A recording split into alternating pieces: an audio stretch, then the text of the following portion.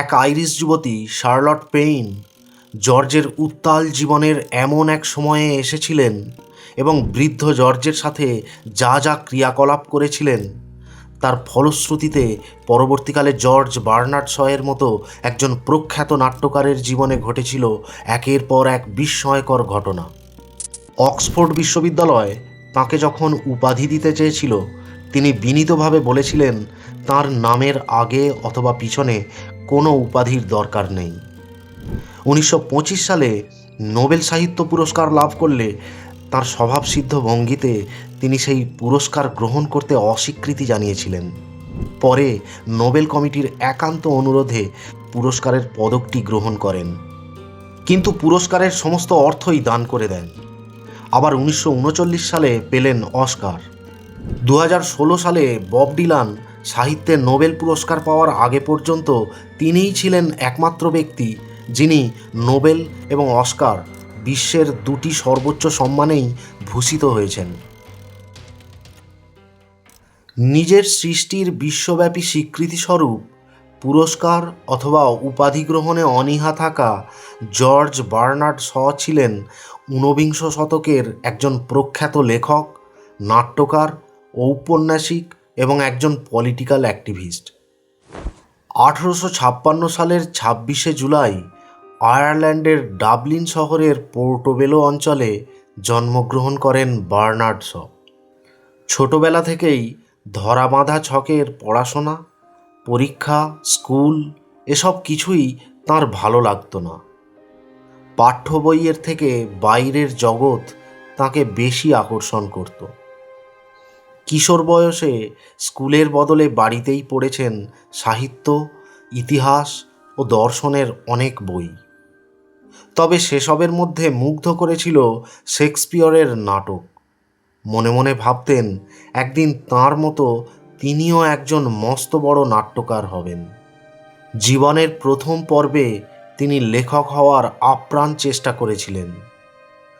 প্রকাশকদের কাছে উপন্যাসের পাণ্ডুলিপি পাঠালে কেউ সেই লেখা ছাপতে রাজি হতো না।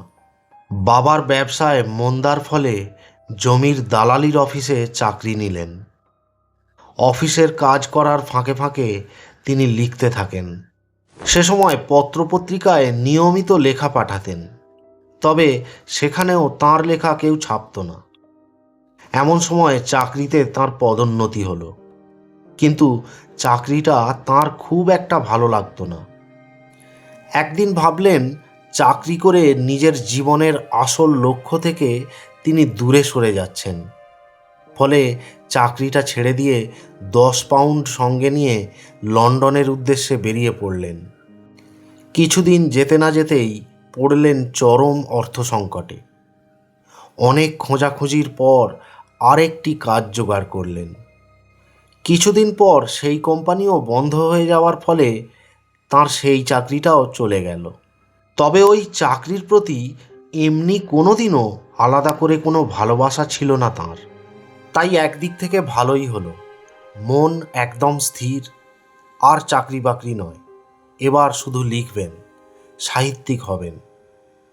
যদিও মাঝে মধ্যে কিছু অর্থ পেতেন, কিন্তু সংসার চালানোর জন্য তা যথেষ্ট নয়। 6 বছরে লিখলেন 6টি উপন্যাস, কিন্তু পরিতাপের বিষয় একটি উপন্যাসও প্রকাশ করার জন্য প্রকাশক পাওয়া গেল না।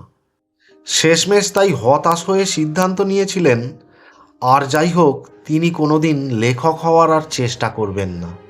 কিন্তু শেষ পর্যন্ত তিনি নিজের প্রতিজ্ঞা ধরে রাখতে পারেননি। আবার লেখা শুরু করলেন, তবে এবার উপন্যাস নয়, নাটক।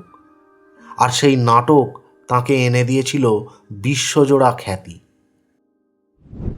সে সময় জর্জ নিয়মিত ব্রিটিশ মিউজিয়ামে যেতেন এবং বিভিন্ন স্থানে বক্তব্য রাখতেন, যার ফলে পেয়ে গেলেন সাংবাদিকতার চাকরি।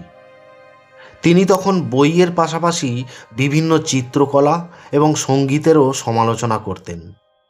তাঁর সমালোচনার ভাষা এবং বুদ্ধিদীপ্ত রচনায় মুগ্ধ হল ইংল্যান্ডের বিদগ্ধ সমাজ। ঠিক এমন সময় তাঁর বন্ধু উইলিয়াম আর্চার একদিন বললেন, ভালো নাটকের বড় অভাব, কিন্তু বাধ্য হয়ে নিম্নমানের সব নাটক মঞ্চস্থ করতে হচ্ছে। বন্ধুর কথায় নাটক লিখতে শুরু করেও লেখা শেষ করলেন না। মাঝে অনেকগুলো দিন চলে গিয়েছে। অসমাপ্ত সেই নাটক লেখায় আবার হাত দিলেন। নাটকের নাম দিলেন দ্য উইডোয়ার্স হাউসেস। 1892 সালের 9 ডিসেম্বর নাটক মঞ্চস্থ হলো। তবে দর্শকরা নাটকটিকে গ্রহণ করলেন না, যদিও রাতারাতি এই নাটকটি তাঁকে নাট্যকার হিসেবে পরিচিতি এনে দিল। 1893 সালে প্রকাশিত হলো তাঁর দ্বিতীয় নাটক দ্য ফিল্যান্ডারার। এরপর তাঁর আরেকটি নাটক আর্মস অ্যান্ড দ্য ম্যান দেখে প্রিন্স অফ ওয়েলস বলেছিলেন, নাট্যকার নিশ্চিতভাবে একটা পাগল। পরপর 4টি নাটক লিখে উপলব্ধি করলেন, যত বাধা বিপত্তি আসুক না কেন তিনি তাঁর লক্ষ্যে অটল থাকবেন। শুরু করলেন নতুন নাটক ক্যান্ডিডা। লন্ডনের স্ট্র্যান্ড থিয়েটারে প্রথম অভিনীত হলো নাটকটি। পেল দর্শকদের অকুণ্ঠ ভালোবাসা। আরও বেশি নাটক লিখবেন বলে তিনি তখন সাংবাদিকতা ছেড়ে দিলেন। খ্যাতি যশ তখন তাঁর হাতের মুঠোয়। লিখে চললেন একের পর এক অনবদ্য নাটক। কিন্তু এতদিনের জীবন সংগ্রামে তিনি তাঁর শরীরের যত্ন নিতে পারেননি। অসুস্থ হয়ে পড়লেন। চিকিৎসকরা বললেন তিনি আর বাঁচবেন না। ততদিনে তাঁর জীবনে এসে পড়েছিলেন শার্লট পেইন টাউনসেন্ড নামের এক যুবতী, যিনি দিনরাত অক্লান্ত সেবা করে তাকে সুস্থ করে তোলেন। পরে জর্জের গৃহিণী ও জীবনসঙ্গী হয়েছিলেন শার্লট পেইন।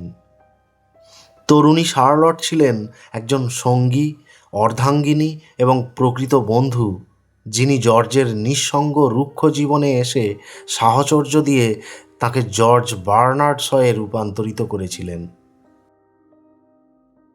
সিজার অ্যান্ড ক্লিওপেট্রার পরে জর্জ লিখলেন তাঁর জীবনের অন্যতম শ্রেষ্ঠ নাটক ম্যান অ্যান্ড সুপারম্যান। এই নাটক মঞ্চস্থ হওয়ার সাথে সাথে তৎকালীন পাশ্চাত্য সমাজ স্বীকার করেছিল বার্নার্ড শুধু ইংল্যান্ডেরই নয়, বরং তিনি বিংশ শতাব্দীতে পৃথিবীর অন্যতম একজন শ্রেষ্ঠ নাট্যকার। এরপর প্রথম বিশ্বযুদ্ধের সময় ফ্রান্সের মুক্তিদাত্রী বীরকন্যা জোন অফ আর্কের জীবন অবলম্বনে তাঁর রচিত সেন্ট জোন নাটকটি সেই উত্তাল সময়ে ইউরোপের সাথে সাথে সমগ্র পৃথিবীর মানুষকে আন্দোলিত করেছিল। তাঁর অনবদ্য সৃষ্টিগুলোর মধ্যে Pygmalion, major Barbara, the doctors dilemma, heartbreak house, the Apple cart প্রভৃতি উল্লেখযোগ্য। তাঁর রচিত 62টি নাটক পরবর্তীকালে সারা বিশ্বব্যাপী বিভিন্ন ভাষায় অনুবাদ করা হয়। 1950 সালের 2রা নভেম্বর ইংল্যান্ডের হার্টফোর্ডশায়ারে জীবনাবসান ঘটে বিশ্বের সর্বকালের অন্যতম শ্রেষ্ঠ নাট্যকার জর্জ বার্নার্ড শয়ের।